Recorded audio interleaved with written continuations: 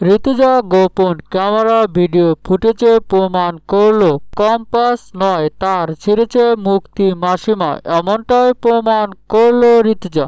বিহান চৌধুরী কাণ্ড দেখে ঋতুজা দেখে বলে যে একই অবস্থা হলো ডক্টর।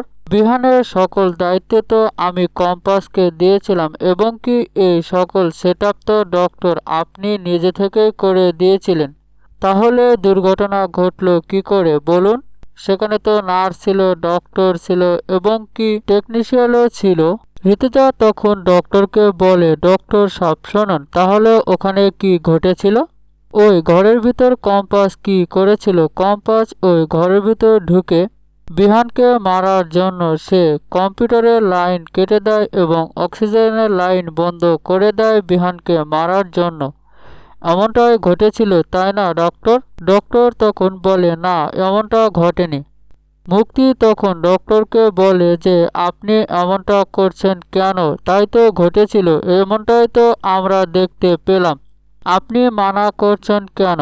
ঋতুজা তখন মুক্তিকে বলে যে মুক্তি তুমি চুপ করো, তুমি তো অনেক বড় হয়েছ কিন্তু ছোটদের সাথে মিশতে মিশতে তোমার নিজের বোধ জ্ঞান সব তো হারিয়ে ফেলছো। মুক্তি তখন বলে যে এমনটাই ঘটেছিল, এজন্যই তো আমি বলছি। ডক্টর মানা করার সাথে সাথে মুক্তি উত্তেজিত হয়ে বলে যে ডক্টর আপনি কেন মানা করছেন? আমরা তো সকলেই এমনটাই গিয়ে দেখতে পেলাম, সেখানে আপনিও উপস্থিত ছিলেন।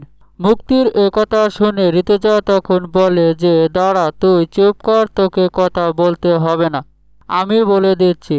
কম্পাস চেয়েছিল যে যদি বিহানকে মেরে ফেলে তাহলে কম্পাসের সব সমস্যার সমাধান হয়ে যাবে, এমনটাই তো ভেবেছিল কম্পাস। কম্পাস তো চাইছে বিহানকে মারার জন্য, বিহানের জন্যই তো বাধা হয়ে দাঁড়িয়েছে কম্পাস।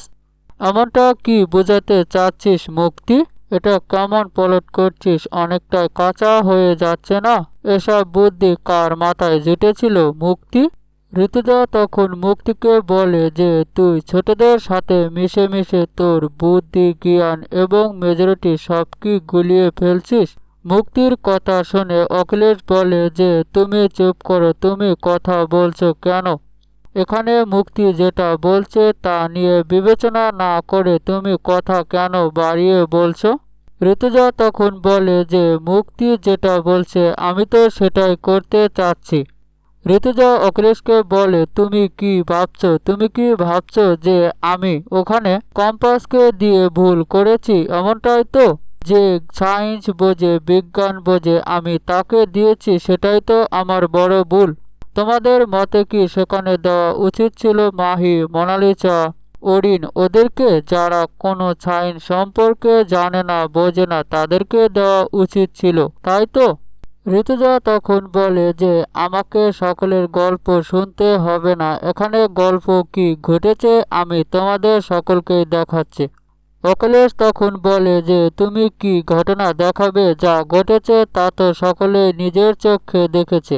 ঋতুজা তখন অখিলেশকে বলে যে যা ঘটেছে যা দেখেছে সকলেই ভুল দেখেছে, কারণ সেখানে যেটা ঘটেছে সত্যিটা কেউ জানে না, সেটা কম্পাসও জানে না যে ওখানে কি ঘটেছিল।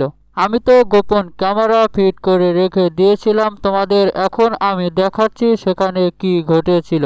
ঋতুজার একথা শুনে মুক্তি তখন বলে যে তুমি কি বলছো? তুমি কি ভিডিও ফুটেজ দেখাবে? ঋতুজা তখন বলে কে তার কেটে দিয়েছিল এবং অক্সিজেনের পাইপ পাড়া দিয়ে ধরেছিল সেটা আমি দেখাচ্ছি। মুক্তি তখন বলে যে তুমি এসব কিভাবে পেলে? তুমি এসব কি করে জানবে? সকলেই তো সত্যিটা দেখেছে, এখানে ভিডিও দেখার কি প্রয়োজন আছে? ঋতুজা তখন বলে যে সত্যিটা সবার সামনে আনা প্রয়োজন। ঋতুজা মুক্তিকে বলে যে কম্পাসকে যেভাবে ফাঁসানো হচ্ছে এটা তো হতে দেওয়া যাবে না, কারণ ভুল করবে বারবার একজন আর অন্যের উপর দোষ চাপিয়ে দিবে, সেটা তো কিছুতেই হতে দেওয়া যাবে না। সত্যিটা কি ঘটেছিল সেটা সকলে দেখুক এবং জানুক।